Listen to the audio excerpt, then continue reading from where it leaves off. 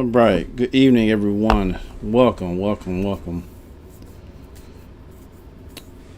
This is your boy, Deshaun Bradley, out of Nebraska here. Found letter carrier, branch 5, out here. Again, this is Deshaun Bradley. Welcome once again to the Fighting Carrier. Sorry I'm a little bit late this evening. I'm getting ready to have an anniversary dinner that I'm about to prepare for my wife. It's been a happy 12 years with her. But, we got to do what you got to do. So, but I still got to do my show. My shows come as I'm doing this right now. So, yeah. So, welcome this evening. As you can tell by the title of this show, this week is the tragic loss of life that happened in New York City and the DOGE and the USPS. What does that have to do with anything? So, but first, I do want to give a shout out and condolences to the family of our fellow poster brother in blue who lost his life. The name of the person, the letter carrier that lost his life, is his name is Ray Hodges of New York City. So I send my love and my condolences out to the Hodges family there in New York, or if you're friends to him or whatever branch he's a part of. I want to send my love out to you guys and love and prayers to his family. So this is a story that I shared earlier today on the Fighting Carrier Facebook page, as well as the Clean Sweep 2025 page there on Facebook. So let's get into this real quick. It's a tragic story, but apparently there's a New York City woman. She was arrested in connection with the alleged fatal stabbing of a U.S. Postal Service worker inside a Harlem deli on Thursday, authorities said. Jaya Cruz, 24, of Manhattan, is charged with second-degree murder in the slaying of 36-year-old Ray Hodges, New York City police said in a statement. The incident occurred at 2:38 p.m. inside of 168 Lenox Avenue in Harlem. Hodges of the Bronx was pronounced dead at the hospital, police said. And Cruz was arrested and shortly charged before 10 p.m. Thursday night. New York police, NBC New York reported Hodges was on the job when he was stabbed in the stomach. So, it says an employee at the deli told the news outlet a fight broke out over a food order, and the suspect was upset. The postal worker placed his order first. So, all because of a deli, a sandwich. Our brother lost his life here in Harlem, and it's really just tragic. People have lost their minds nowadays, and I asked the question. I was thinking about this throughout the day. I asked the question: what's the solution? What's the solution for us carriers? What options do we have out there? I mean, we pretty much have a satchel and a spray, but I would imagine in the New York City area, most people there, from what I've heard, they really don't have those satchels. I don't think they had that little push cart, if they do have anything. But how many times do we, as carriers, when we take a lunch break or something, or do we carry our satchels inside a business? We really don't. Most of the time, when we take a lunch break, we leave our satchels in our vehicle, our sprays and things of that nature. But what is the solution? What can we do out there when we're on these streets? Because we've had carriers throughout the years robbed. A gunpoint, knife point, whatever, robbed for the arrow keys, robbed for other personal items, robbed to get into the back of the postal vehicles to grab packages. I mean, what is the solution? Because we are all out there in the field, in the public, face to face. I don't know. I mean, who would ever have thought that someone would react that way just because our brother in blue ordered his food first? And this Jair Cruz lost her mind, went crazy, and stabbed this man to death. And for what? And for what? Something so foolish and something so petty as the order of a sandwich. How ridiculous is that? So what's the solution? Some of you may say, well, we have a lot of veterans here at the post office. They've been trained in the use of firearms. Is that the solution? To exercise our First Amendment, the right to, or Second Amendment, the right to bear arms. Excuse me, the right to bear arms. I mean, is that the solution? I'm not advocating for that at all. So don't get me wrong when I say that, but there are some who think that within the post office to arm us, to let us carry, because again, we are out there in public. There was an incident in my old office here in Omaha to where a fellow carrier was just going to the door to get a person to sign for a certified letter. Yet this homeowner, was so irate that he sicked his pit bull on the carrier. And of course we have to get the postal inspectors involved and things of that nature, and law enforcement have to be called because of that. We do have a dangerous job, and I don't think a lot of people recognize the dangers, the hazards that we have to go through, just dealing with the community itself. It's how some people just react in a negative way. We've had people, irate customers, hey, don't walk through my lawn. Hey, I put a notice in a long time ago not to walk through my lawn. Walk around it. They get irate about that. They get irate if we pull our spray out and get ready to spray a dog. Hey, don't spray my dog. My dog he's nice. He's never bitten anyone. He doesn't bite. Yeah, he doesn't bite you maybe, but I'm the carrier. The dog don't know me. And we deal with all kinds. How many of you have delivered mail and you get to a house and you can hear fighting and argument and yelling inside the house? How many times do we hear that? We don't know as carriers each and every day what we're walking into. We can be. I've been involved to where houses have been surrounded by the police, and I'm still in the neighborhood delivering mail. We've seen a lot of different situations here, and so the tragic loss of our brother. What's his name? Terry Hughes again, I believe his name. One more time, but take a look at this because I don't want to mess his name up. Mr. Hodges here, as he lost his life, all because of a sandwich. Ray Hodges, sorry about that. So please forgive me for that. Ray Hodges. I want to keep this up so I can make sure I say his name properly. So please forgive me for that. All because of a sandwich. So what's the solution? I know NALC, they've been having rallies all across the United States saying, stand up, enough is enough, stand with the carriers. But I really don't think that message has hit the mainstream really, because we hear bits and pieces, pockets here and there about these rallies, but I haven't seen anything on the mainstream media.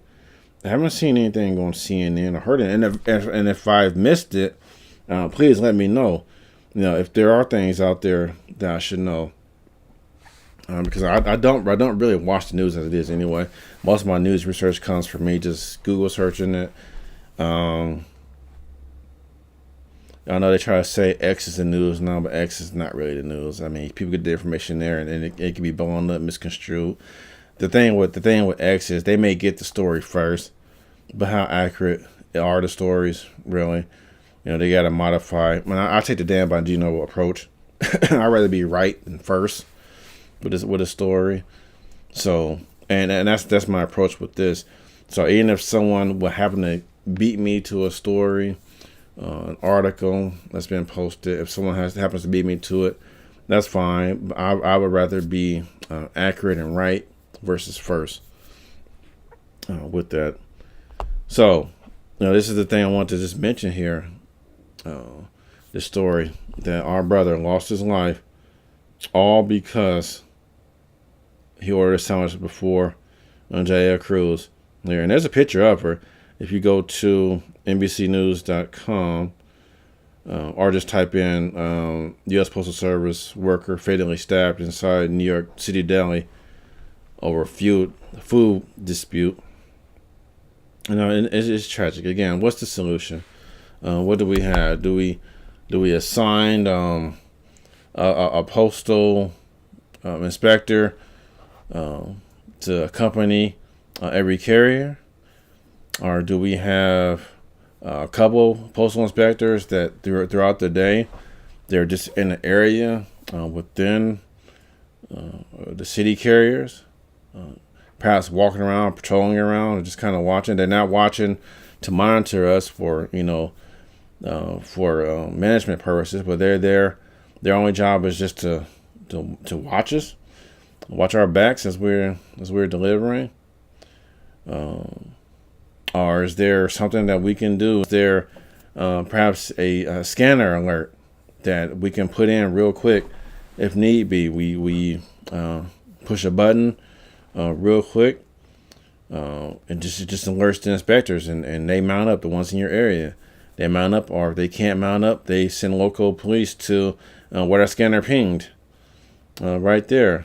Boom, and send help right then and there. Is there an SOS button we can add to our scanners, or maybe not to our scanners because we might accidentally turn it, but perhaps we can get another device separate from our scanner that we can say, okay, you know what, this situation is getting kind of rough. Let me just push this button real quick. Because if this person at the deli, like I said, I don't have all the facts, but if the person at the deli was just getting irate and whatnot and getting mad and stuff, you can sit back and say, hey man, this don't look good. So let me just push this button. Push this button, and then they can call the authorities and say, hey, there's a situation going on right here. Let's just send somebody over there. Let's send somebody over there to that section. I'm just thinking outside the box. That could be a viable solution. We just have a button because we're out there on the street. Sometimes we don't have time to take the time to, all right, call my supervisor. Because you try to call the supervisor, they don't answer the phone anyway. How many times have you called your post office and the phone rings, and you don't get anyone to answer the phone? That happens often, more often than not. It's where you can't get anyone at home or at the post office. And then at a second, you try to use your scanner to contact people. Well, how often do they respond to those? And sometimes it can be hours before they respond to those messages on your scanner that you send to the post office. You don't know what to do, so that can take some time. So maybe the third option would be, again, to have a separate device, an emergency device, one that we can wear on our person, kind of like the life alert buttons. Those life alert commercials? We remember when we were growing up, we used to laugh at this growing up. I've fallen, I can't get up. We all remember that commercial. If you're my age, or older, remember that commercial. What about that? We can have a postal alert button. Boom, push it. There's an emergency situation. Let's send somebody out that way. Let's send somebody out to where it last pinged at. Find a postal carrier. You can no doubt find their vehicle or the person walking or driving and say, hey, this is where it last pinged at. Is there a situation going on here? But like I said, I don't know the full story what happened inside this deli. All I know is that our fellow postal brother lost his life. Says here, so now the U.S. Postal Inspection Service confirmed in a statement the person killed in the slaying was a postal worker. The letter carrier was assigned to Manhattan, the inspection service said. It says the Postal Inspection Services, this is their statement, takes matters involving the safety and well-being of Postal Service employees as a top priority. We're working diligently with the New York City Police Department on this investigation, the statement said. The video of the suspect crew showed her in handcuffs being escorted to an unmarked car while members of the media shouted questions of her. She ignored. Some of the questions included why she stopped the postal worker and if the confrontation was over a sandwich. It was not immediately clear on Friday afternoon if Cruz had retained an attorney. And at this point in time, the date and time of this article, the Hodges relatives were not reached for a comment.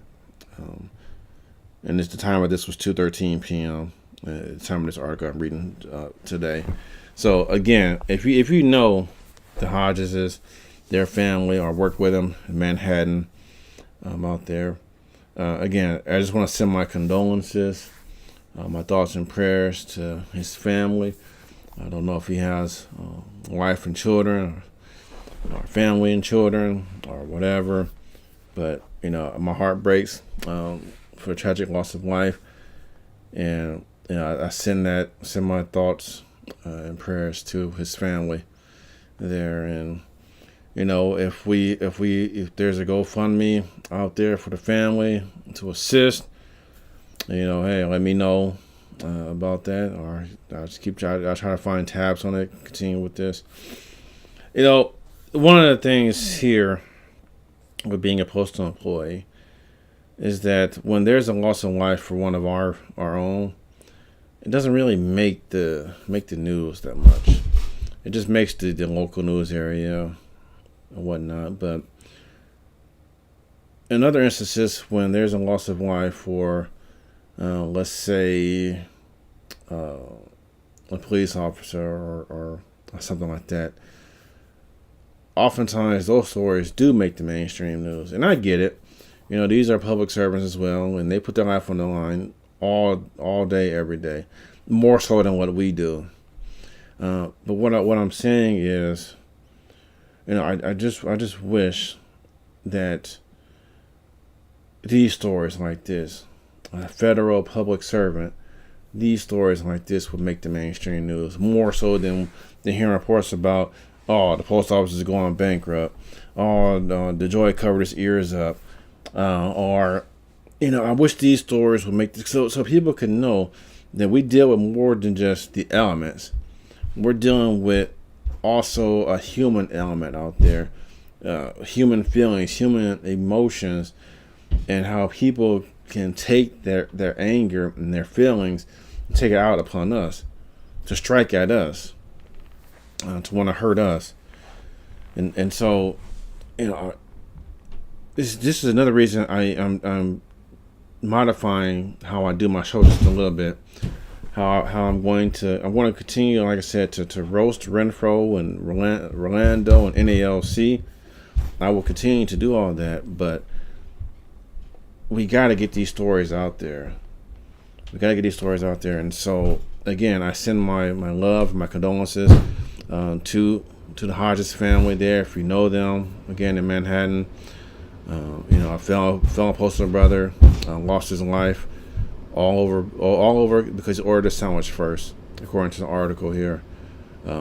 Please, keep him in your prayers, keep his family in thoughts and prayers with that. And again, the tragic loss of life of our dear brother Ray Hodges out of Manhattan, New York City. So that's all I got with that first part. Now, our second article this evening, as you see, DOGE and the USPS. What does that have to do with anything? What's the correlation? What does DOGE have to do with anything connected to the post office? Well, this is just an opinion piece that I found. It's found from FedWeek. And it's dated December 31st, 2024, by Paul Stiedler. Okay. And he writes here on this interesting article. It says, with the U.S. Postal Service careening to financial insolvency, mail delivery taking far longer than it did in the 1970s, and the postal rate increases for the past 4 years, outpacing the worst inflation in 4 decades, it is time for radical holistic change. Now, first of all, okay, let's go back to the very beginning. Postal Service careening on financial insolvency. Okay, Mr. Paul Stiedler. All right, listen carefully to this. It's the United States Postal Service. All right? Postal Service. That is not the United States Postal Business.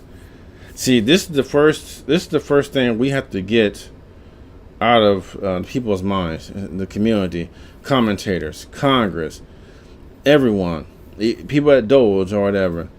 We are the United States Postal Service, not the United States Postal Business. All right? So let's get that out of the way right now. Insolvency, those terms shouldn't even come out the mouths of the post office, because again, we are a service. We are not a business. However, we do need to make money though. I know that doesn't make sense, but we do need to be able to make money so they can pay us, right? But again, we are a service, not a business. So Mr. Paul Steedler goes on to write, the Elon Musk and Vivek Ramaswamy Department of Government Efficiency, or DOGE, can be the catalyst for this, which will be highly visible and beneficial to the public. As such, it will also spur reform of other government agencies. Stop right there. Stop. Time out. Flag on the play. Personal foul. 15-yard penalty. All right. Face mask. And roll it back. Holding on the offense. 10-yard penalty. And repeat first down. Stop. You mentioned here that it will be highly visible and beneficial to the public. My question to you, Mr. Steedler, is why should DOGE come after the post office first when there are other programs out there full of waste, fraud, and abuse? Especially in particular since, yes, we did have a bailout a few years ago. That's true. We did have a bailout. However, you and I are not paid by tax dollars. So why would DOGE be interested in the post office, first of all? He says it will spur reform at the government, other government agencies. Why would they come after us first? Wouldn't they go after those people that are taking tax dollars, such as organizations like the Department of Defense? As they haven't had a budget in so many years, or they failed every audit over the past few years. Wouldn't they want to go after those agencies first?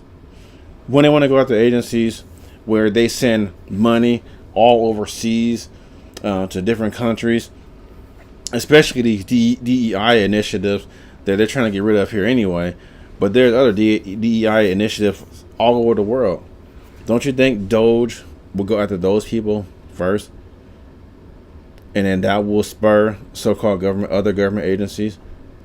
See, here's the secret about the whole DOGE thing between Vivek and Elon Musk.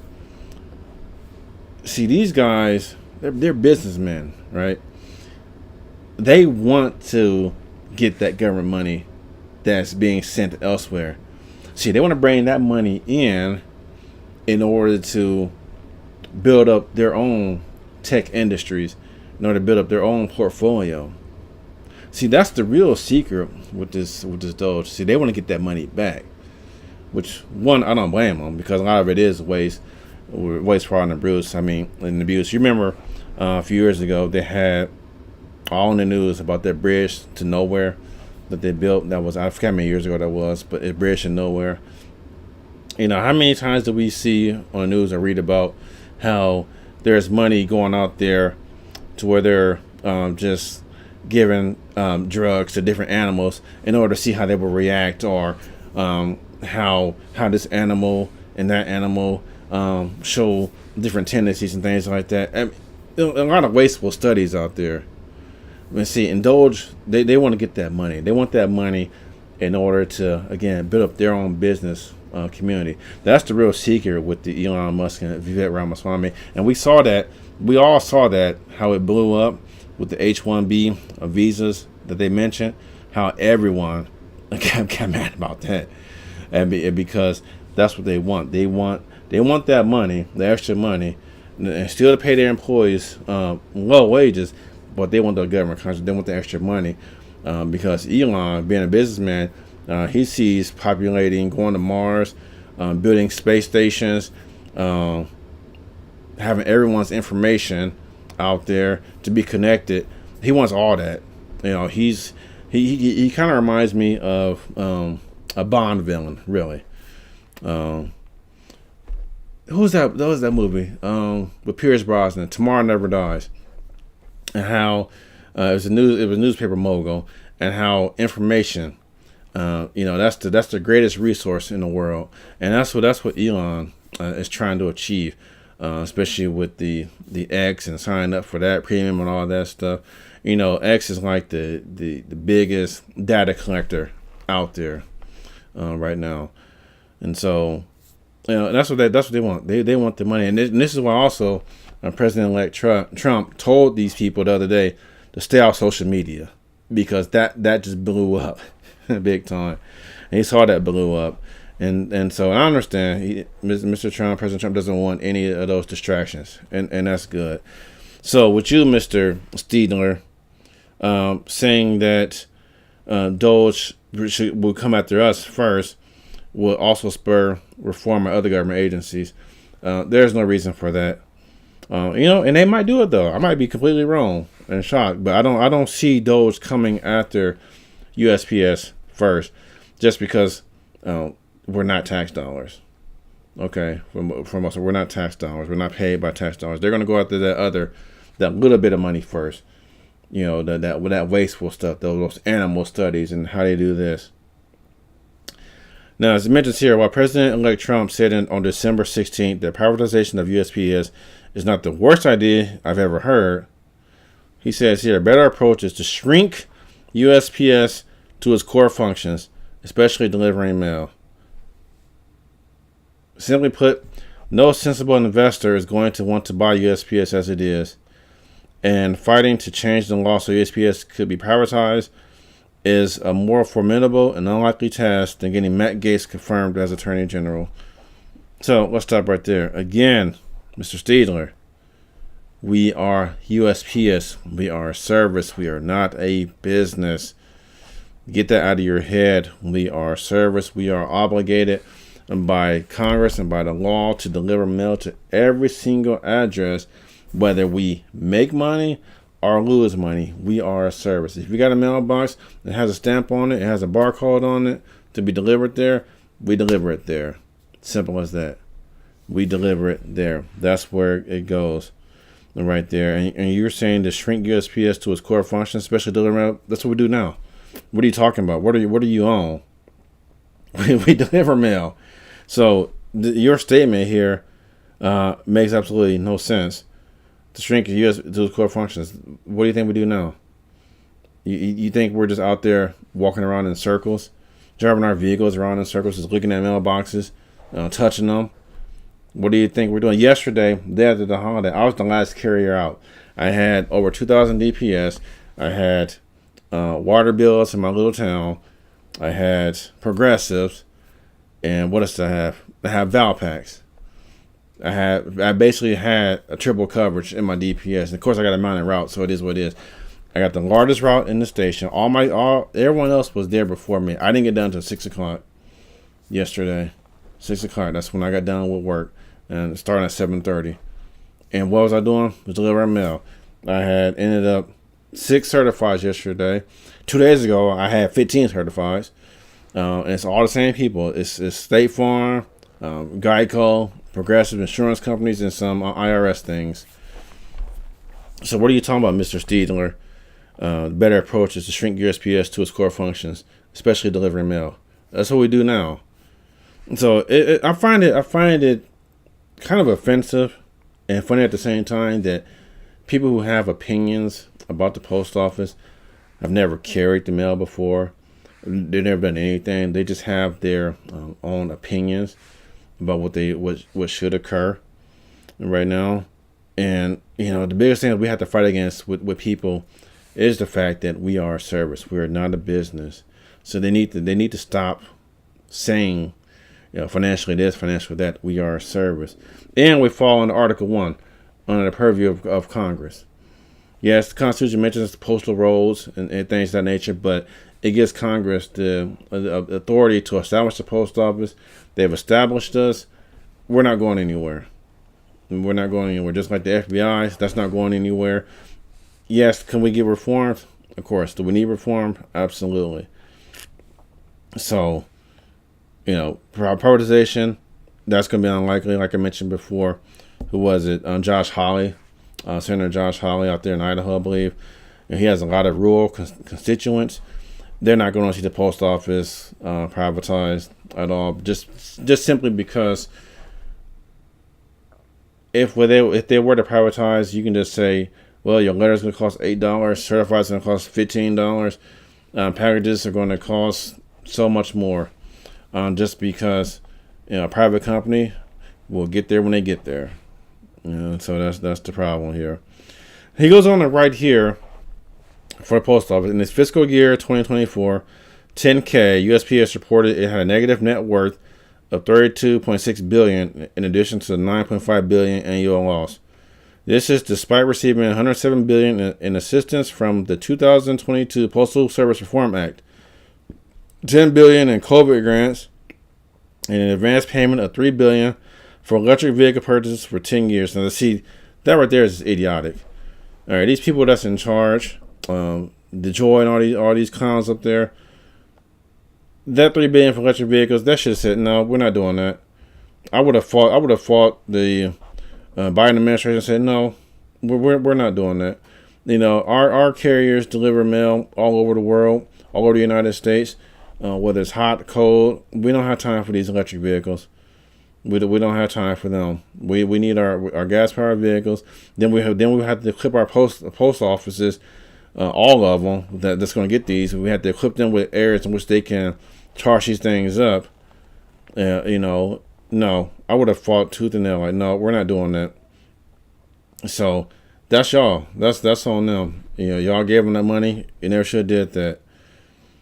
It goes on to say USPS has defaulted to the federal government without consequence, while management audaciously demands an increase in its $15 billion borrowing limit from the U.S. Treasury.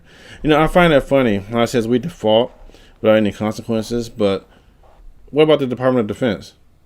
Okay, they haven't passed an audit in several years. Where's their consequences? What about the FBI? They waste money all the time. Yet they get rewarded with a new building. So and other things, other money. So why is it us? Why are you, Mr. Paul Steedler, picking on us? All right. I'm talking about DOGE doing this and that with the USPS. Why are you mentioning this and not the other federal agencies? You may have. I might have to go back and look. He says there will be massive efficiencies and improved finances at USPS by taking the following steps. And this is something I actually will agree with as we go about this. Pension investment reform. It says per 10K USPS, which I need to look that up, what that 10K means. I'll look that up later. But it says the USPS had $249.5 billion in pension assets at the end of the fiscal year 2024. But it should have pocketed another $15 billion or more in fiscal year 2024 investment gains. Notice it says by law, USPS can only invest these pension assets in government bonds. So unlike state and regional pension funds, which invest in a mix of stocks and bonds for government workers and teachers, USPS came up short. So I would agree with that. Okay. Why is it that we can only invest in government bonds? Why is that? That should be changed. And that's up to Congress. Again, we're under the purview of Congress. Again, we're Article 1. If you want that changed, you're telling us at the post office, Mr. Steedler, well, you really should be talking to Congress. Okay? They're the ones who need to do that. They're the only ones that can change these type of laws and things of that nature. Not us. He says number 2, focus the mission on mail delivery. Well, we do that now. Yes, mail volume is down, but hey, blame the DOGE for the slowdown and the delays in mail. It says since mail volume started its precipitous drop in the late 2000s, the response of USPS has been to bet the farm on package delivery. rather than to downsize and right-size its operations. There's also been disasters from a financial and service perspective. The service perspective is the DOGE doing. Okay, he intentionally changed. They intentionally changed from. You remember we used to have Express, 12 o'clock Express, 3 o'clock Express, 10 o'clock Express. Now it's all 6 o'clock. That's the DOGE. The DOGE did all that himself. We had nothing to do with that. He did that. He slowed it down. He slowed down the service standards until where it takes longer for the letters to travel from the plant to the carriers. That's the DOGE. He did that. One of the things I recommend that, in my proposal, as if I was Postmaster in general, from a letter carrier perspective, I would like to see this happen. I would like to see us have two different divisions in the post office. You have a package purpose and then the letter and flat people. Okay, a division, two different divisions, and to which you can offer just straight up carriers who had the seniority and who want to do this. They get first dibs on this to become like UPS drivers. All they do throughout the day are the packages. That's their role, just the packages. And the other division would be for the new ones, new carriers come in, new CCAs, PTS that come in. They would be the ones who would do the mail delivery itself. They wanted that they'd take care of the letters, and the magazines, the certifies. They take care of all that stuff, and perhaps even the little packages as well, the ones that can fit in the bag. That way, then by doing this, then you will be able to increase the package volume, because now you have dedicated divisions of the parcel units and certain areas. Of course, it won't work out in every area, but you can have these package routes, like UPS drivers, and then you got the regular the mail delivery people as well. So, and then you can increase that volume once again, and maybe even by doing it that way, dividing it up that way, you can actually bring in more mail volume as well too.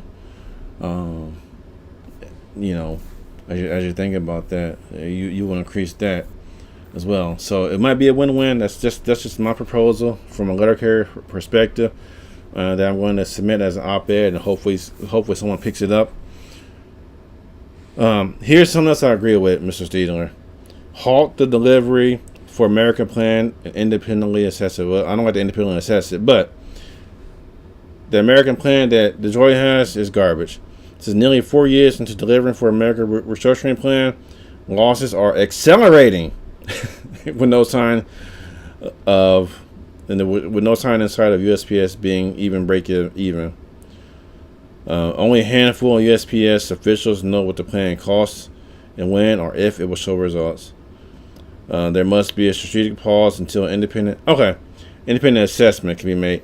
One thing I would like to see, bring in some of these sports auditors as they look at these different contracts for teams and whatnot, NBA, NFL. Bring these guys in to independently look at the books and say, hey, what can we do?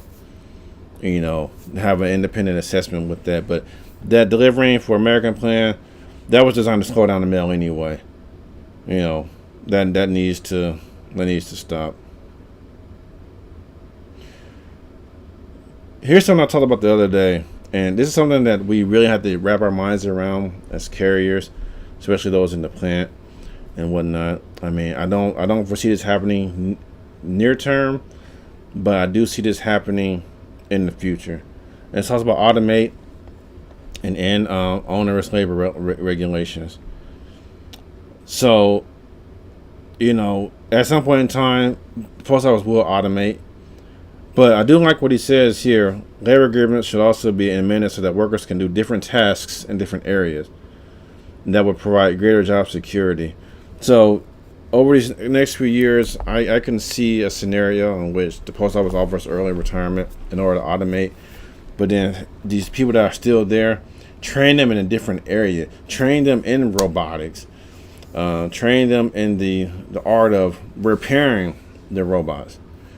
Okay, or train them in the art of monitoring what the robots are doing, and things of that nature. So those are things that we need to think about, because automation and AI, I mean, that stuff is coming, whether we like it or not. Automation and AI is coming.